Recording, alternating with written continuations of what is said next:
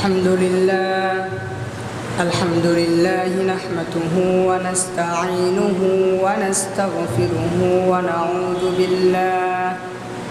ونعوذ بالله من شرور أنفسنا ومن سيئات أعمالنا من يهده الله فلا مضل له ومن يضلل فلا هادي له وأشهد أن لا إله إلا الله وحده لا شريك له وأشهد أن محمدا عبده ورسوله صلى الله عليه وسلم أرسله بالحق بشيرا ونذيرا وداعيا إلى الله بإذنه وسراجا منيرا أما بعد أعوذ بالله من الشيطان الرجيم بسم الله الرحمن الرحيم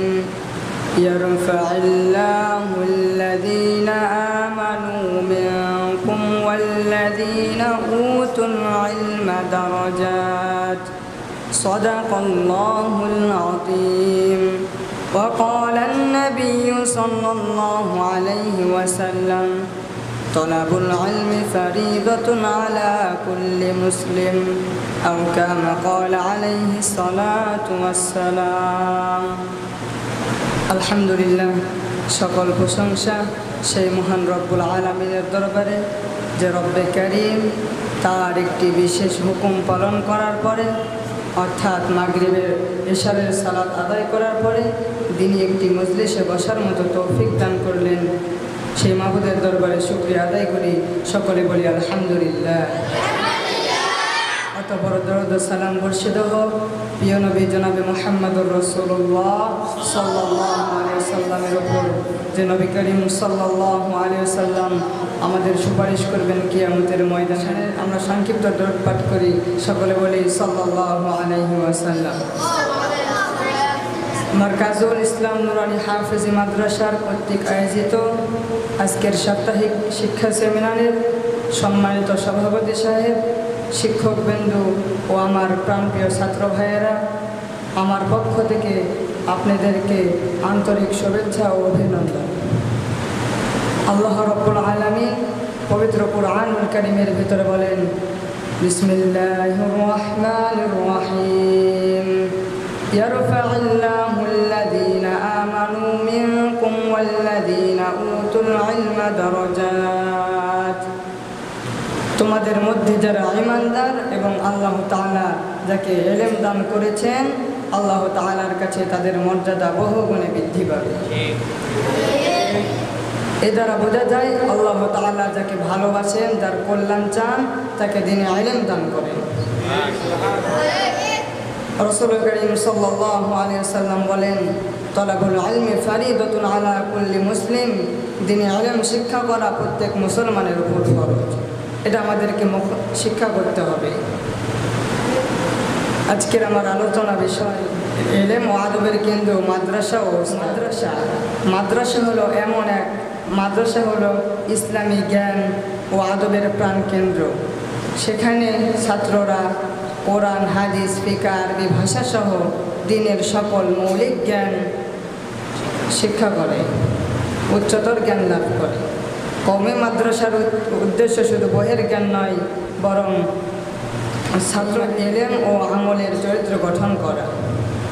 এখানে শিক্ষক শিক্ষার্থীর সম্পর্ক অত্যন্ত আন্তরিক। উস্তাদ শুধু ছাত্রকে পড়ান না, বরং জীবন যাপনের সঠিক পথও দেখান।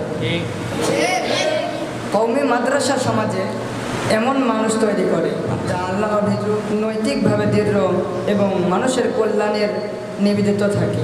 এ দ্বারা বোঝা যায় কওমি মাদ্রাসা শুধু শিক্ষা প্রতিষ্ঠান নয়, বরং এটি একটি ইলম ও আমলের কারখানা, যেখানে আলেম, দায়ী, ইমাম ও নৈতিক মানুষ তৈরি করা। আসুন মারকাজুল ইসলাম নুরানি হাফেজি মাদ্রাসা দুটি সুবর্ণ সুযোগ নিয়ে আমি কিছু কথা বলব। মারকাজুল ইসলাম নুরানি হাফেজি মাদ্রাসার সম্মানিত মুহতামিম এবং শিক্ষকবৃন্দ আমাদেরকে দুইটি সুযোগ করে দিয়েছেন। একটি সাপ্তাহিক শিক্ষা সেমিনার এবং দ্বিতীয়টি মাসের শেষে শিক্ষা সফর। শিক্ষা সেমিনারের আমাদের উপকারিতা কি?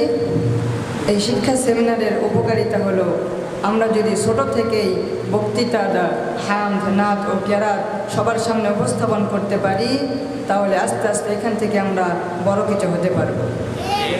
এবং মাস শেষে একটি শিক্ষা সফরের ব্যবস্থা করা হয়েছে এই জন্য, সারা মাসে যখন আমরা পড়াশোনা করি আমাদের ক্লান্তি চলে আসে ভিতরে, মন খারাপ হয়ে যায়। এই সময় যদি একটু ঘোরাফেরা করে আনন্দের মধ্যে থাকতে পারি, মনটা ফ্রেশ হয়, পরবর্তীতে মাদ্রাসায় এসে পড়াশোনাতে মনোযোগ ভালোভাবে বসে। আমরা মার্কাজুল ইসলাম নুরানী হাফিজি মাদ্রাসা কর্তৃক আয়োজিত শিক্ষা সেমিনারের সম্মানিত সভাপতি শিক্ষক বিন্দুদের শুকরিয়া জ্ঞাপন করতেছি, তারা আমাদেরকে দুইটি সুযোগ করে দেওয়ার জন্য। আসুন মার্কাজুল ইসলাম নুরানী হাফিজি মাদ্রাসার ভিতরে কিছু আদব বলি। যেমন প্রথমত মাদ্রাসার নিয়মকানুন মেনে চলা এবং জামাতের সাথে নামাজ আদায় করা, সাথী ভাইদের সাথে সুন্দর ব্যবহার ও ঝগড়া বিবাদ থেকে দূরে থাকা, মাদ্রাসার সম্পত্তির যত্ন নেওয়া।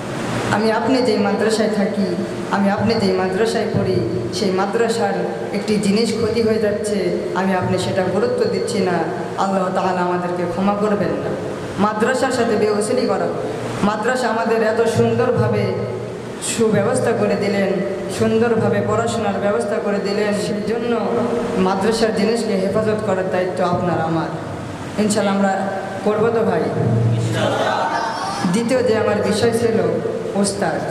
কওমি মাদ্রাসার ওস্তাদের ব্যবহার সাধারণত হয় যা ছাত্রদের ইলম, আমল ও চরিত্র গঠনের জন্য উপযোগী হয়।